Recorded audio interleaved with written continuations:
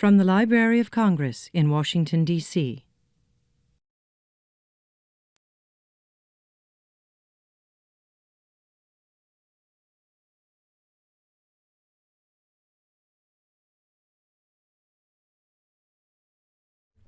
Well, good afternoon and welcome to the Library of Congress. I'm John Cole. I'm the director of the Center for the Book in the Library of Congress, which is the part of the library that promotes books, reading, literacy, and libraries. We do it through both promotion activities, but also we encourage research and study about the importance of books, reading, literacy, and libraries in our culture.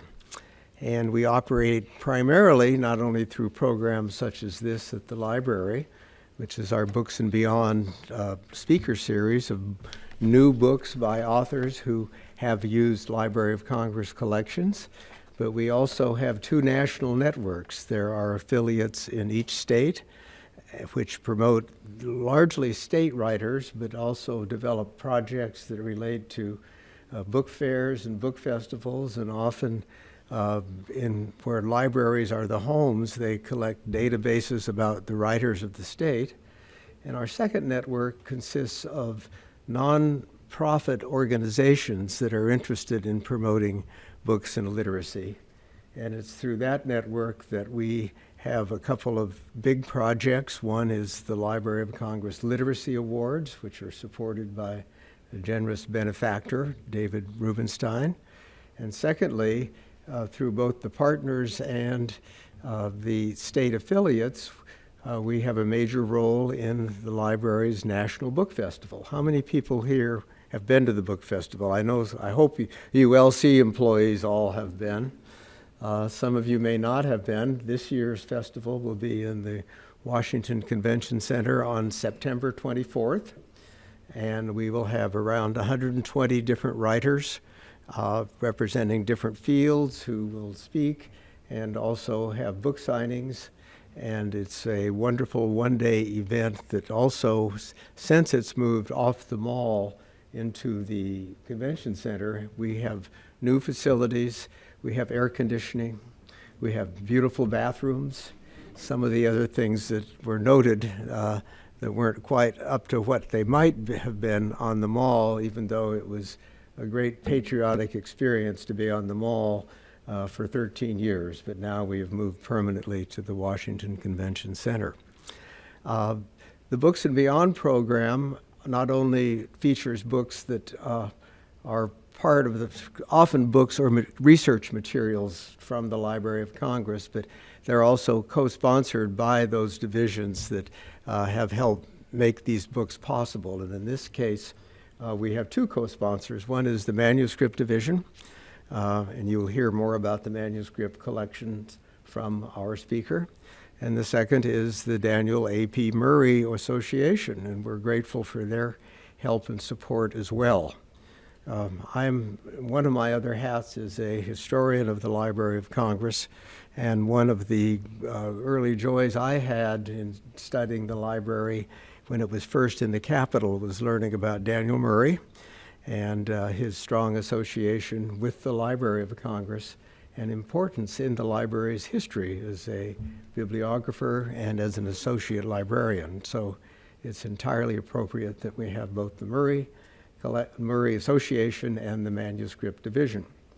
All of our programs in the Books and Beyond series are filmed for the Library of Congress Center for the Book webcasts and will be available later. And for that reason, I ask you to turn off all things electronic. The plan of action will be to introduce our speaker. You will learn much about Richard Durham and his career and our author's perspective.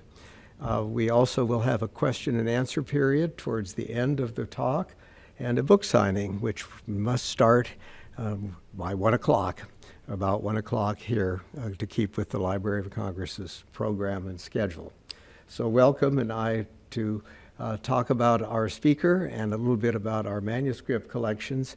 I'm pleased to introduce Adrienne Cannon, who is a manuscript historian who came to the Library of Congress, she told me, in 1996 I talked to her a little bit earlier because I was reviewing some of our webcasts, and I found that a couple where Adrian and I had done this trick before, where she had talked about the collections, and we were able to get an author here to talk about an interesting subject and an interesting collection. But let me introduce Adrian for our introduction. Adrian, let's give her a round. Thank you, John, and good afternoon.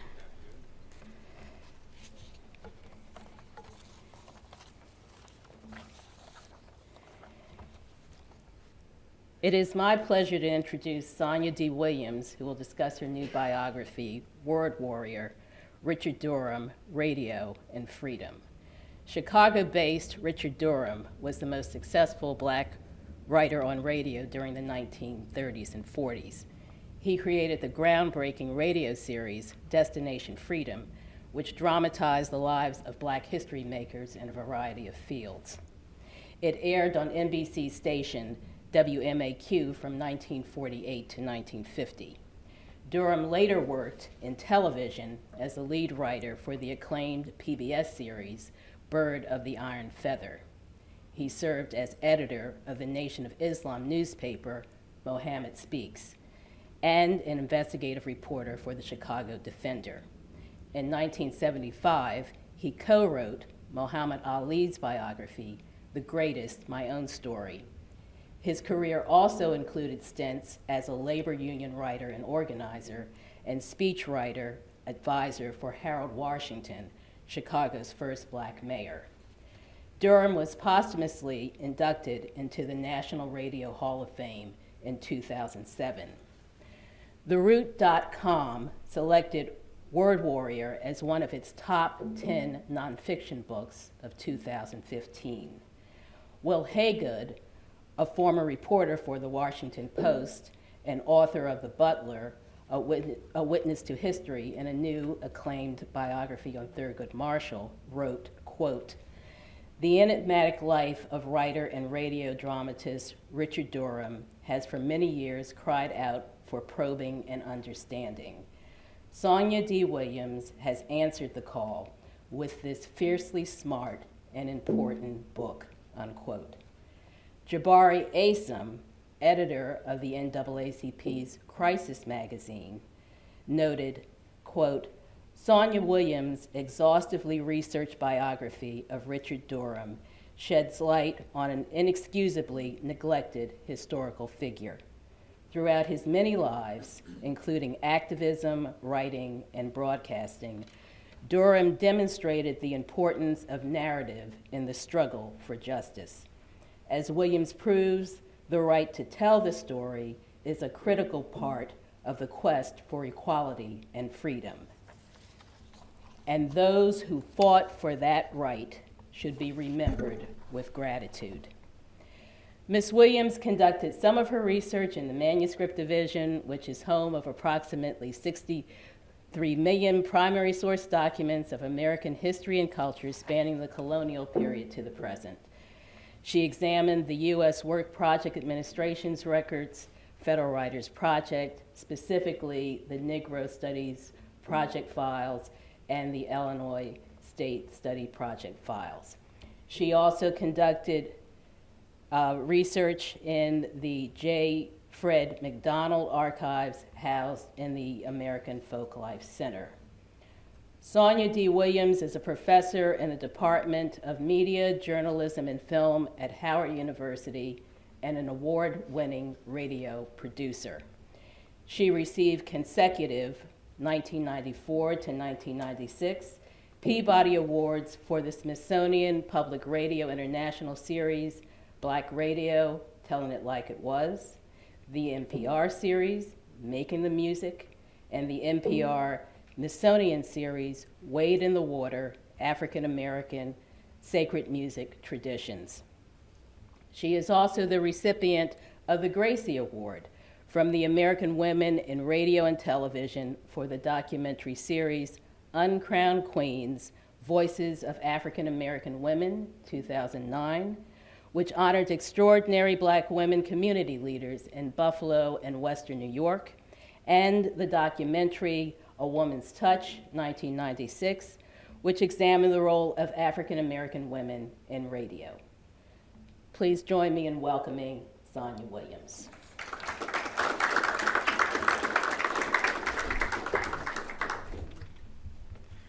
Good afternoon. How's everyone? Good, thank you. I see some familiar faces and some new faces, so welcome. Thank you so much for coming.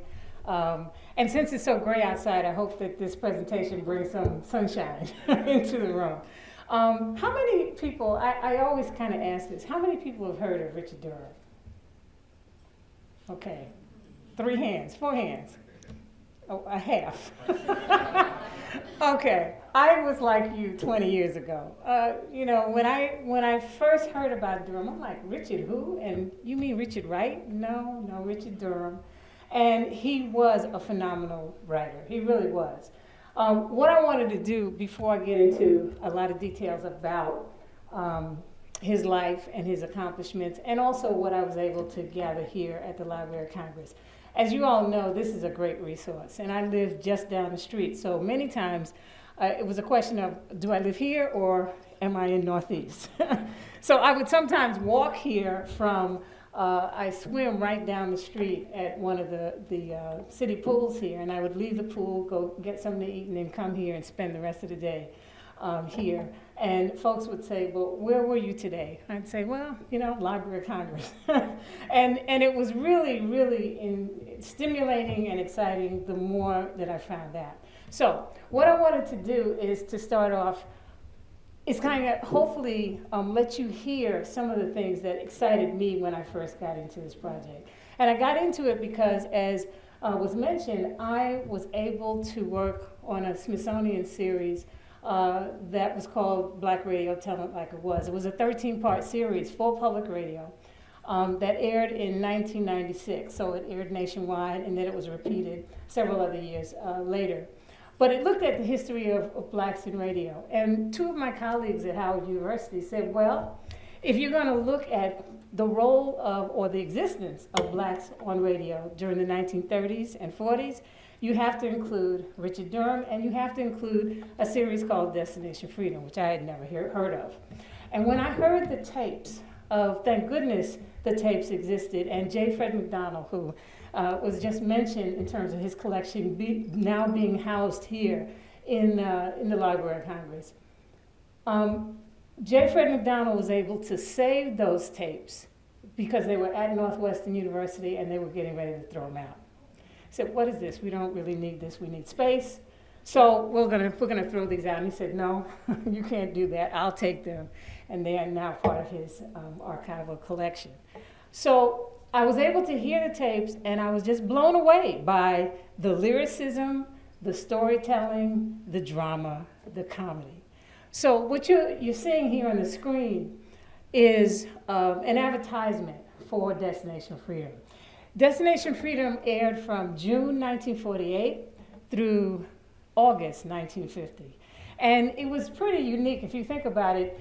In the 40s, 30s, but definitely even through the 40s, if you heard black voices on radio, inevitably they were stereotypical voices. They were servants, they were maids, they were comic relief. They were stereotypes. What Durham said as a boy growing up in Chicago, his family was part of the Great Migration, and I'll get into that a little bit later, but he said, no, in my neighborhood, I know that there are doctors and lawyers and educators and really dignified African Americans who have accomplished a lot. So what he wanted to do in the series was to amplify and dramatize those stories. So what I want to do is play one segment of one of his shows from the series.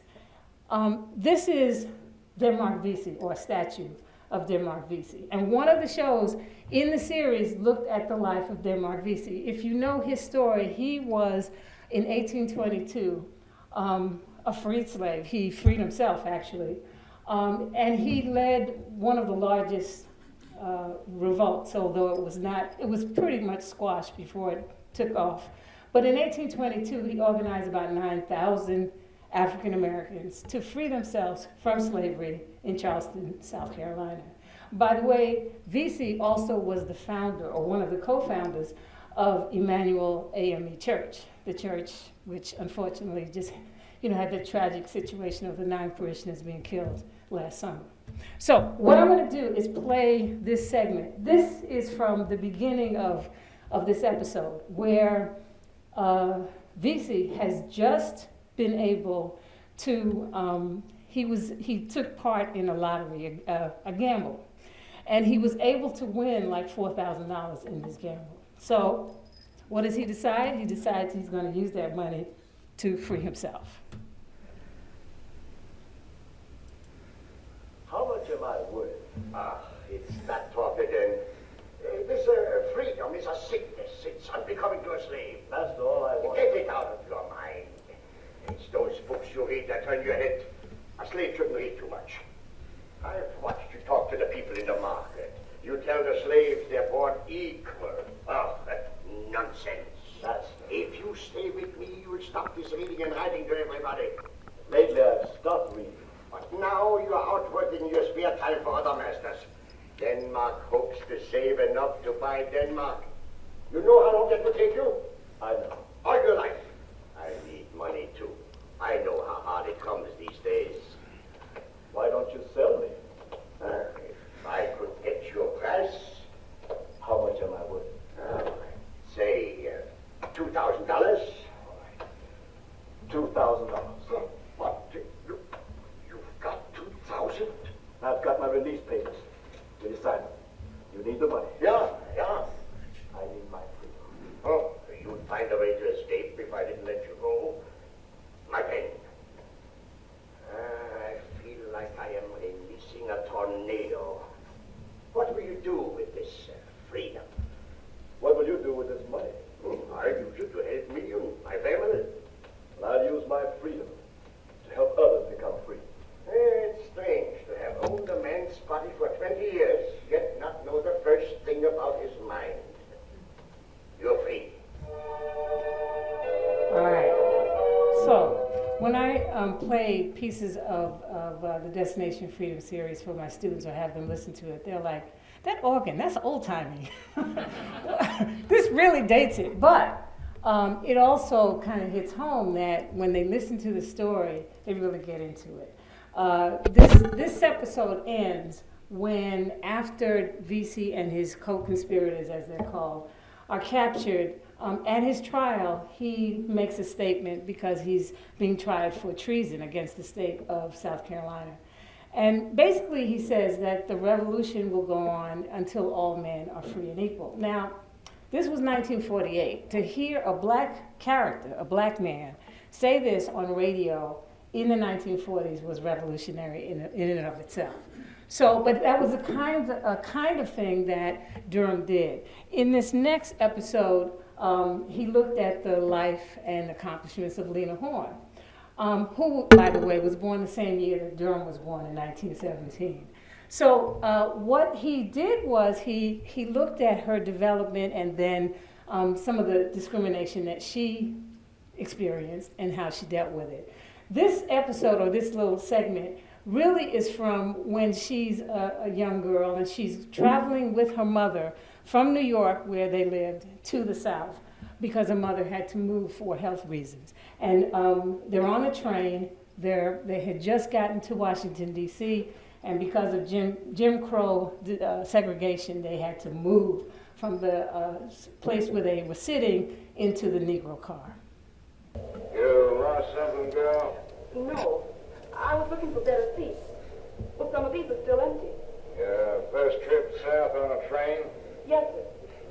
Why do they leave me to do the educating? What's the matter? Now look around, gal. What do you see? People? No, you don't see just people. You see white people. Only white people. Walk back up with colored people's coach where you belong. It's the law of the land. My mother paid to sit up here. Will you get while the getting's good? I won't. Oh, yes, you will. Now, come. I remember the grip as he twisted me around, dragged me through the aisle. Passengers jeered and stared and laughed. A girl my age with blonde hair sniffing. The door opened. I was thrown into the Jim Crow car. Then I knew my way to the golden slippers would be rocky. I was Cinderella. My stepsisters were greed and bigotry, backed by those who make profit out of prejudice. So what he did was he found creative ways to tell these men and women's story. In fact, he called this episode Negro Cinderella. So he cast Lena Horne as Cinderella with stepsisters, as you heard. And then you find out in the end how she kind of comes out of this. And once she's a successful and world-renowned singer, actress, what it meant to stand up against prejudice and discrimination. The last segment I want to play is from Durham's piece on Jackie Robinson. And so one of the things about Destination Freedom was that it dealt with both historic figures, Harriet Tubman, Frederick Douglass, Sojourner Truth, but it also dealt with contemporary figures. At the time that this aired, and this aired in 1949, Jackie Robinson had, in 1947, just integrated baseball. And so what he did was he found a way to creatively tell Jackie's story. But I wanted to play this one short thing, and I won't be able to play the whole thing, but hopefully afterwards you can go online and you can actually listen to it. One of his fellow actors, Durham himself was not an actor. He was a writer. He was solely a behind-the-scenes kind of guy. But he had professional actors, one of whom was a guy I think you may have heard of. His name is Studs Terkel. And Studs and he had become friends in the 30s, which I'll get to in a second. And so Studs then was trying his hand out as an actor. So what he does is he plays this all-seeing, all-knowing Dodgers fan. He's, Mr. Dodger. And he goes to a Dodger game at Edwards Field, and this is what you'll find. Let's see. Okay. Oh, I know. Well, do I know. It was a sight to see when the young called him right. You could hear about 10 miles a day when a ball was called that missed the plate. Ball two! When he was right, we give the ump his due.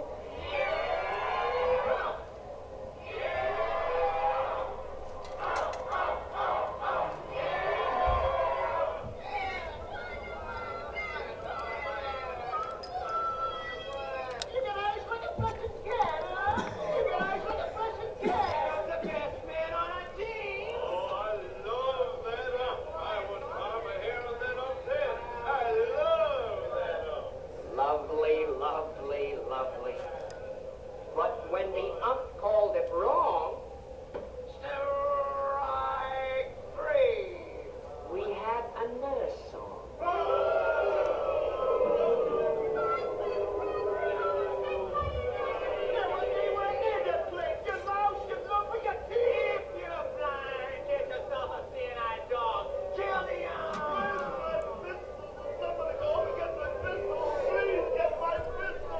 Lovely, lovely, lovely, pleasant and gentle. True Brooklyn activities going on as usual. And then it happened. It starts when this new Dodger comes to the plate. The next batter for Brooklyn will be first baseman Jackie Robinson. There was umpires everywhere, and the pitcher hadn't thrown a ball.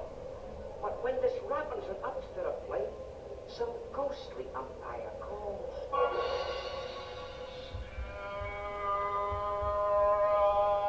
Strike two. Did you hear that? Did you hear him?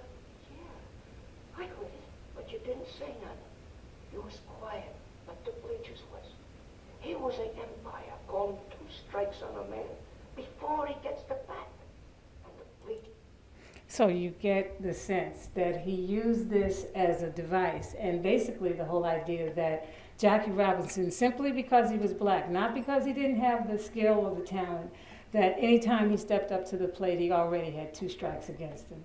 And he used that throughout until he got to the end when, Jackie Robinson is then accepted by his team and becomes a major player.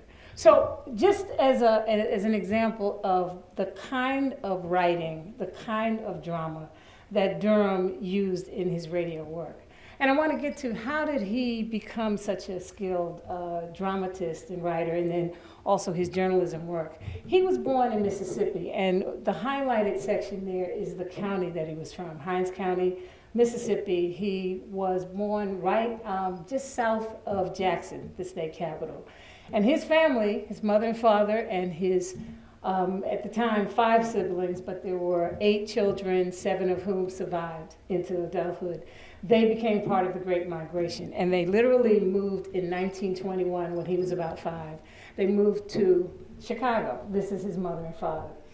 The thing that I say in the book, and really I was able to find a lot of details both here and in Chicago where his papers reside, was that his family was all about education, his mother and father. His father had 2 years of college at Alcorn State University, or what was then Alcorn University, and his mother was more or less self-taught. But she was all about education, and she knew that that was the ticket to a better life for her children. So this was the house that they moved to in Chicago on the south side, what is now Brownsville. It is still in the Durham family today, so it's pretty unique. This is Durham in his 20s. Now, at this point, he is a child of the Depression as well. And so he's in Chicago, the Depression hits, the family, like everyone else in the country, is struggling. And what he does as a 21-year-old is he decides that, luckily, because there's something called the WPA, Works Progress Administration, and the Illinois Writers Project, he decides he's going to apply, and he's able to get in. So he becomes one of the writers who works on the Writers Project. Before I get into the Writers Project, though, what you're seeing here is what enabled Durham to become the writer that he became. Somewhere in his teens, his family members told me they didn't know exactly when he started writing, but he started out as a poet. And literally his lyricism carried him through the rest of his life. But he was a poet. One of his mentors was Langston Hughes. Langston and he became friends because he had the audacity to send Langston his poems. Langston actually critiqued them and sent them back and said, "You have talent, you need to keep writing." And as a result, they became lifelong friends until Langston died in the 60s. This is from a book that Arna Bontemps compiled, an anthology of writing for young people, Negro poets. And you'll notice, amazingly enough, or ironically enough, that Richard Durham's name is right next to, or his poem is right next to Langston Hughes in this particular anthology. This is actually a photograph of Langston Hughes on the left and Arna Bontemps on the right left. So that what happened was, when he was accepted into the Illinois Writers Project, he becomes a writer who is documenting life in Depression-era Chicago. And Arna is his supervisor. There are Negro in Illinois studies, and there's also a study about the Negro press in Chicago. And so Durham becomes one of the writers on that, but Arna is his supervisor. What Arna does write about, he says that he, Durham, and one of the other younger black writers got enthralled with this unit that met every week at the Illinois Writers Project. And it was called the Radio Division, the Illinois Radio Division, Writers Division. And so every week, these men and women would sit around a conference table, and they would write scripts that were literally going to be broadcast on Chicago stations each and every week. His colleague, who he meets at this time, is Studs Terkel. Studs Terkel is also one of the writers. He's maybe 4 or 5 years older than Durham, but they become fast friends and, again, remain friends through the rest of their lives. And the thing that was unique about this radio division is they're writing these 15-minute dramas, original dramas, and adaptations of works by Anton Chekhov and Edgar Allan Poe.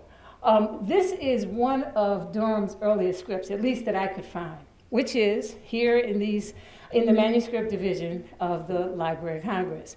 And this actually was from a series called Legends of Illinois, and it looked at the life of Mormon leader Joseph Smith.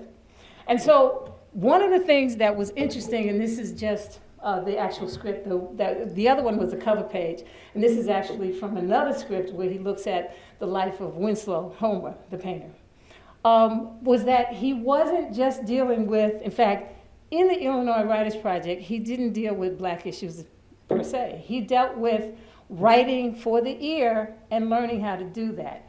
And the wonderful resource about being able to come to this library and sit down and touch and read these documents is that you see the growth. From that Joseph Smith script to his later WPA scripts, he really grew. His first ones were terrible. And as a radio writer myself, I know the pain. The first scripts were long, and they had these long soliloquies. It's like, you're not writing for the stage. You're writing for the ear. So we have to have some movement. You have to identify who the characters are. He had a gazillion characters in 15 minutes, so you didn't know who was talking. But again, because the scripts still exist and they're right here, I could see the development and the growth and the progress, and he really fine-tuned. He stays with the Illinois Writers Project until it ends in the early 40s, and then he is struggling. But he's freelancing. He's staying in radio. He decides, I'm going to work as a writer in radio. And then he eventually moves into, or gets the opportunity to move into working as a reporter for the Chicago Defender. You'll notice that the headline under the banner was the World's Greatest Weekly, and they took that as a play on what the Chicago Tribune called itself, the world's greatest daily. So this is kind of a play on that. But he becomes a reporter. He had no reporting experience, but he was a storyteller. And he knew what telling good stories was about, whether they're factual stories or stories that, he made up. And he moves into this sphere of being a journalist. One of his first articles, they sent him back to the South, to Memphis. And I don't know if you've heard the name of Edward Crump, but Crump was a major power player in Memphis. He kind of ran the city, even though he was not the mayor, but he had that kind of power. And so Durham was tasked to go down to interview Crump and ask him about the situation of African Americans in that city, whether they were being treated fairly, what Jim Crow discrimination meant, and then the whole idea of the poll tax that prevented many African Americans from voting. And this was the resulting article. One of the things that happened, though, is that as he, again, developed his journalistic skills, it was clear that he was a fantastic storyteller, and he had great investigative and astute analytical skills. So he became an investigative reporter as opposed to, deadline, shooting out the latest and greatest right then. And this is just another article that I found while I was here at the library, doing research through ProQuest. That he wrote about Thomas Dewey, who in 1944 was the Republican challenger to Roosevelt in the presidential election. And this got him in a bit of hot water, because what happened is he went to Thomas Dewey's mother's house to interview her. And so the thing was, he talks about how the town was lily white. It was one of those towns where it was a sundown town. I don't know if you've heard that phrase, but it was one of those towns where they said, okay, if you're black, you have to be gone by the time the sun goes down. And if you're not, you're deep doo-doo, or worse. So that he went to talk to this woman and to get a broader picture of the kind of place that Thomas Dewey grew up in. But what happened is, toward the end of the interview, Mrs. Dewey made some anti-Semitic statements. So when that was printed in the Chicago Defender, and it was then reported in New York, all mess broke loose. And they were like, wait a minute, did she say this? And of course she denied it, and he said, no, I have proof. She did say it. I'm quoting her directly. So that brought him a little bit of notoriety. This is Durham. I'm going to fast forward some. In the late, that was in the mid-40s, because he worked at the Defender during the World War II years. And then he got back into radio.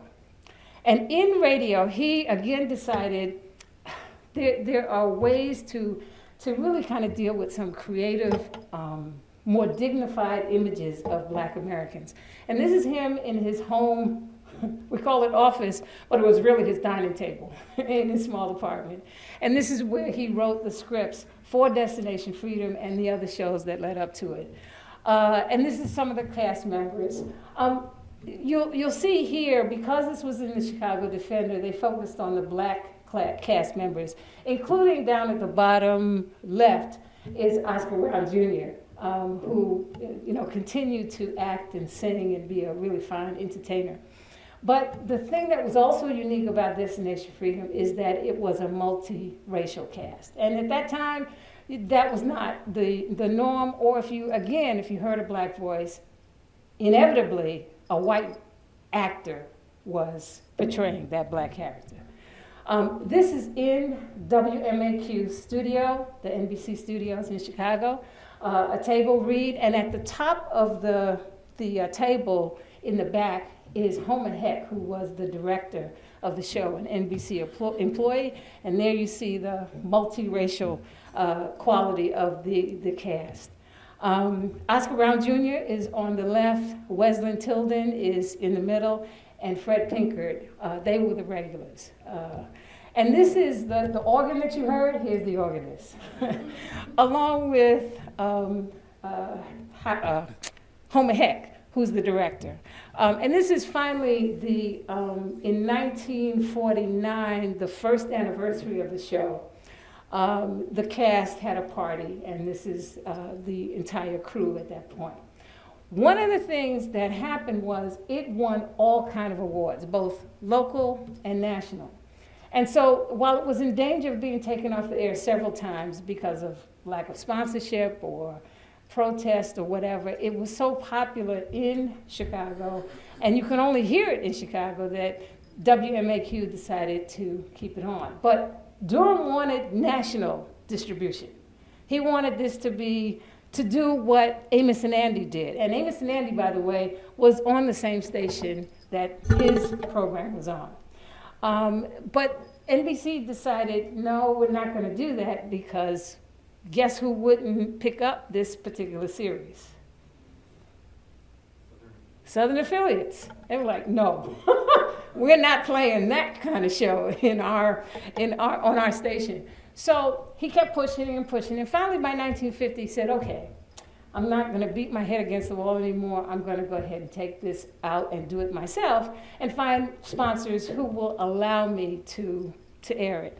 But then a few months after he left, August of 1950, a few months later, WMAQ started airing this award-winning show, the return of this award-winning show called Destination Freedom. But this time, it was about all white characters. And Durham said, nope, not having it. And he sued. Now, if you're a Black man and you're going to sue, you're going to be the David, and you're going to sue this major Goliath in the media industry, you pretty much are crazy, or will be seen as being crazy. But he sued, and his lawsuit kind of wound its way through, but as a result of that, he could obviously no longer work in radio. So he moves into organizing, working for a labor union, and then by the 60s, he is now approached by members of the Nation of Islam, who are then trying to establish this national newspaper that they're going to call, or they're calling, Muhammad Speaks. And he considers it and, kind of mulls it around with his wife and friends. And then he decides, this is just another way to reach another audience and to talk about images of Black people, not just in this country, but internationally. So he becomes the editor of Muhammad Speaks. And as a result of that, again, I was able to track down all of the copies of the Muhammad Speaks newspaper here in the Library of Congress. So you can see that he talks about issues of lynching and discrimination here in the United States, about what's happening in southern Rhodesia, today's Zimbabwe, and of course, what's going on in Vietnam, as it relates to black GIs and black people. So he does that, and as a result of that, he becomes, I don't want to say friends, but he's acquainted with and really likes this fine specimen of a man here. I think you all know who he is, and if not, then this is Muhammad Ali in his prime. Muhammad Ali had joined the Nation of Islam in the early 60s, and of course, as a result of Durham being the editor of the national newspaper, they developed a relationship so that when he could no longer fight, one of the things they decided was, well, maybe one of the ways that Muhammad Ali can make a living is by writing his autobiography. Well, Muhammad Ali is an excellent talker, a crazy guy, you would think, but is he a writer? Not so much. So they turn to Durham and say, well, would you be willing to work with Ali to write this book? And he said yes. And so for the next 5 years almost, 4.5, 5 years, he travels everywhere with Ali. Once Ali is able to fight again, he's at every fight. He talks to family members, he talks to friends, he talks to other boxers, and they travel the world. And then finally, the greatest, My Own Story, comes out in 1975. But it comes out in all languages, including German. I was able to track it down. It was out of print when I started this process, but it does exist here in the Library of Congress's archives, and I was able to then kind of see some of the other versions of it. His wife actually has this German edition, but it came out then, and he was actively involved in helping to push it. Well, as a result of that, he then decided that he was going to try to do some other things. He didn't get back into radio. He did do some television, as was mentioned earlier. But he also had connections politically with the politics of Chicago and the politicians. And he was good friends with this gentleman here whose head is down, and Durham is in the back of him writing on the pad. And that was Harold Washington. Their friendship dated back to the 1940s. But Washington, when he decided to run for the mayor position in 1982, he decided that he was going to, he needed, obviously, a crew of people who would help him. And everybody around him said, well, if you're going to do this and you need somebody to help you craft your message, to write your speeches and make sure that you're on track, Richard Durham is the man. And so Richard, almost every morning on the campaign trail, would follow, would go with Harold Washington as they made their way around the city. And of course, he wrote his acceptance speech the night before the actual election, because he was confident that Harold Washington was going to win, and he did with 51% of the vote. So as a result of that, everyone thought that, okay, Richard Durham is now going to move into Harold Washington's administration and probably do something with the press. But he decided he wanted to do some other things, and unfortunately, a year later, he was gone. He died of a heart attack. But the thing is, one of the things that was the kind of through line for Richard Durham is that you could use the media and you could use your words as weapons. Weapons against injustice, weapons against inequality, and that the way you do that should vary based on whatever that medium is. So if you're writing for the ear, it may be one thing. You can use drama, and drama and comedy can draw people in. You can do it for print, whether it's newspapers or books, and you can do it on television, the visual and the audio. And I think that the thing with Durham is that he was a real dedicated and accomplished wordsmith, but he also really was the epitome of using your words for a positive cause or positive social change, freedom, justice, and equality. So thank you.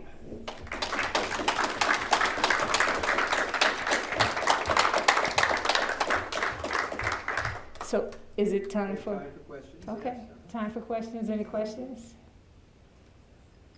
Yes, ma'am. How was he received at NBC? I'm kind of surprised that they even went along with his idea to have a multiracial cast on the show and that they supported these positive images of Black people.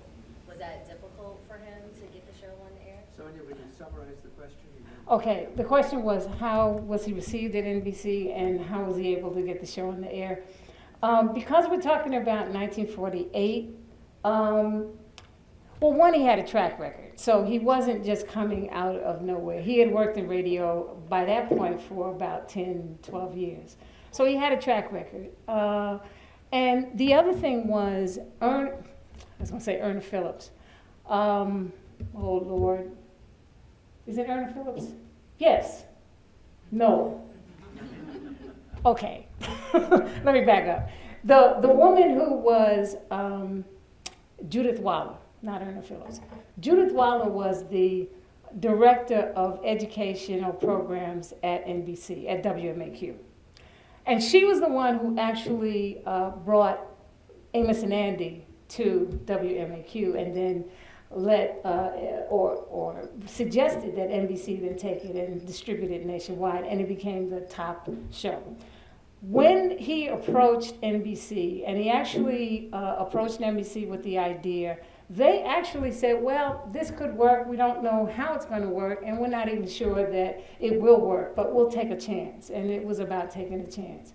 When they saw that the response in the Black community was phenomenal, but also the response in the broader community. So it wasn't just Black people listening to this half-hour show every Sunday morning at 10, it was a larger community. So then they decided, okay, well this maybe has some currency, we'll keep it going. So that was some of it. In terms of the multiracial aspect, Stutz Terkel told me, he said that every Sunday, now Destination Freedom was recorded live in the studio every week. So this was not a pre-recorded kind of thing. They actually did it live. And they would show up on Sunday morning about 7, go through a rehearsal, several rehearsals, and then by 10 o'clock they were on the air. And they said when they first got there, some of the NBC employees who were all white would look at them and say, who are these, what are they doing here? But then again, it was about telling stories, and he found inventive ways. It was not a cookie cutter kind of thing where every story had the same approach. Every week it was something different, and I think they came to respect and highly regard that. So yeah, good question. Any other questions? Yes, sir.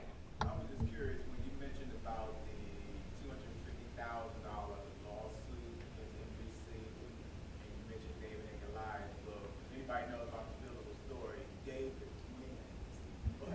But what happened with that lawsuit, and how did it affect his career?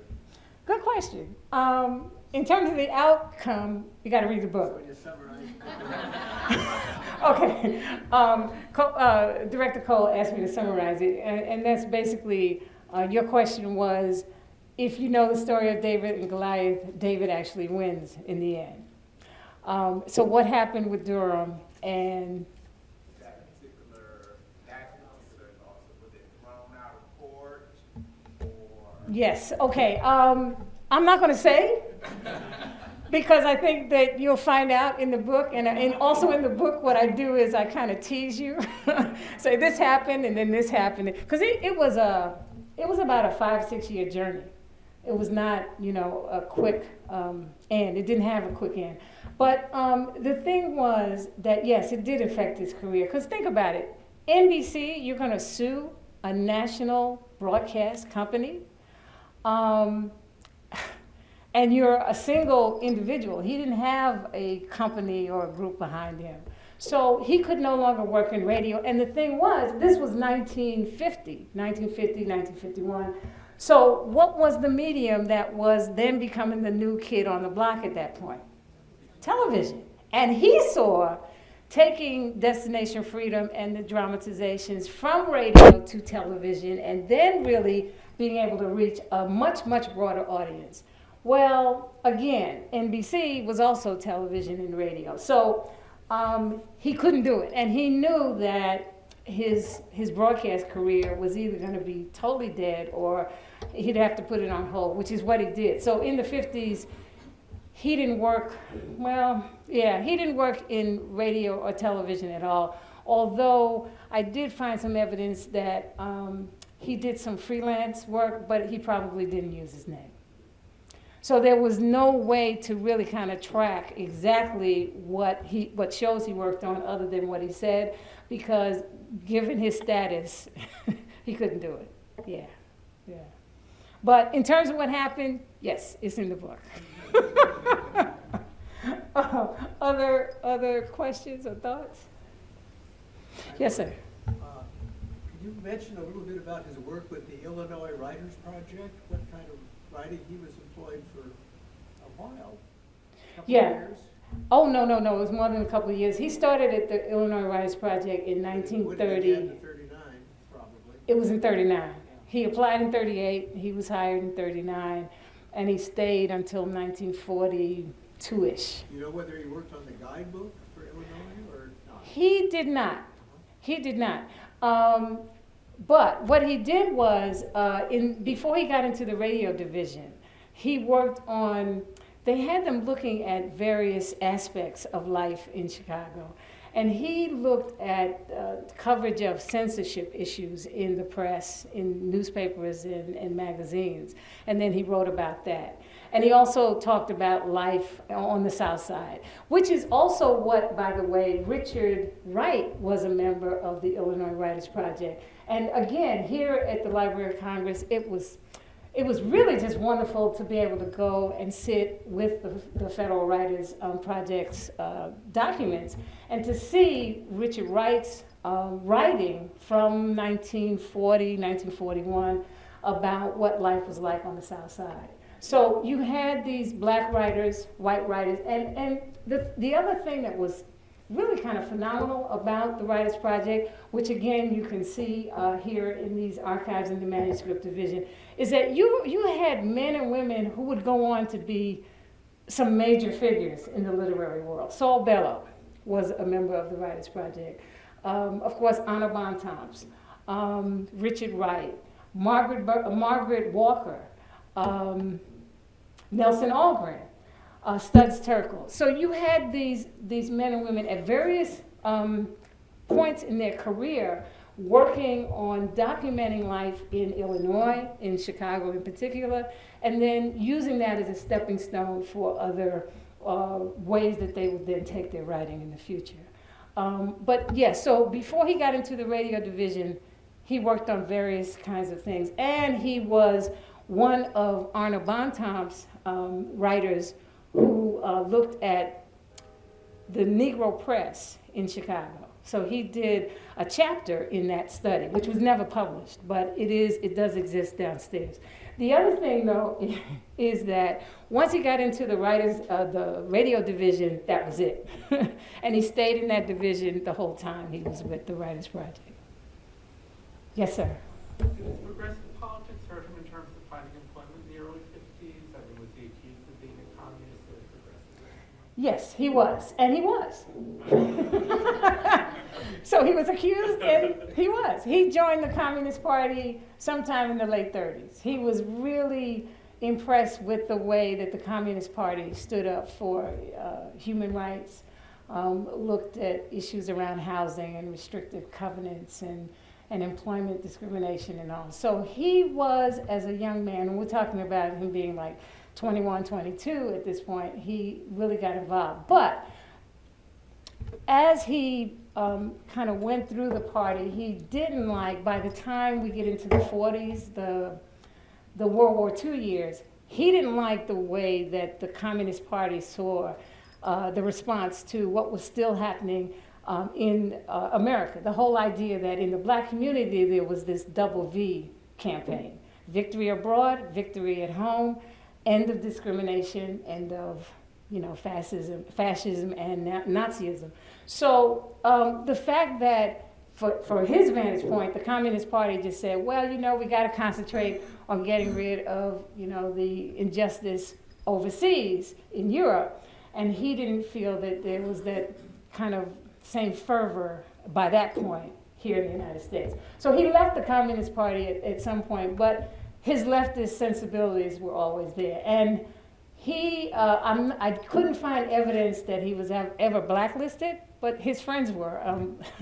Langston Hughes was accused of being, in the party, and several of his other friends.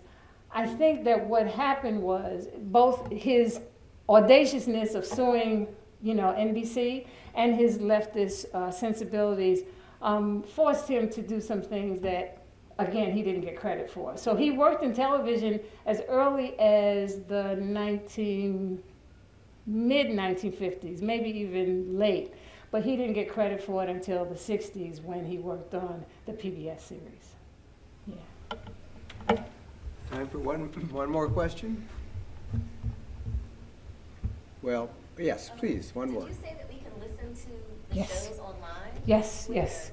Again, in my book, but before you get it, if you go to, if you Google Destination Freedom, there is an archive. There's an online audio archive, and about 40 of the 90-plus shows in the series are on there, including the Lena Horne, the Denmark VC, and several others. Jackie Robinson, the Jackie Robinson story is there too. So yeah. Okay, well, thank you very much. Join me in thanking Sonya. You really did a wonderful job of explaining the period as well as Mr. Durham. I'm assuming this is the first biography of him? Yes. Well, good for you, and good for the Library of Congress for helping to support it with those collections. I know a little bit about the WPA Writers Project archive in the manuscript division, and back in 1991, we actually had a symposium about all of the WPA materials, the multimedia materials throughout the library, and the manuscript division participated. But it was the Writers Project that really brought part of this together, but the radio side is new to me, and that you use those archives, I think, is really another reason to have these resources be made more widely available. I had one question in my mind, not for you, and that is that the Library of Congress, when Archibald MacLeish was librarian between 1939 and 1944, he helped bring the WPA collections to the library at the time when those projects folded, when Congress got after the theater project and suddenly everything collapsed. But MacLeish got money for the Library of Congress radio project that only lasted 2 years. But I would just wonder, since he had the WPA connection, I mean, he knew about it, but the fact that maybe he picked up on the radio part of this, and it would be wonderful to know whether MacLeish ever knew Richard Durham. I wouldn't know either. At any rate, we're about to have the book signing. Sonya will sign books over here. They're for sale at a 10% discount, the Library of Congress staff discount. So please buy a copy and get it signed and enjoy continuing our conversation. Let's have a final round of applause for Sonja Williams. This has been a presentation of the Library of Congress. Visit us at loc.gov.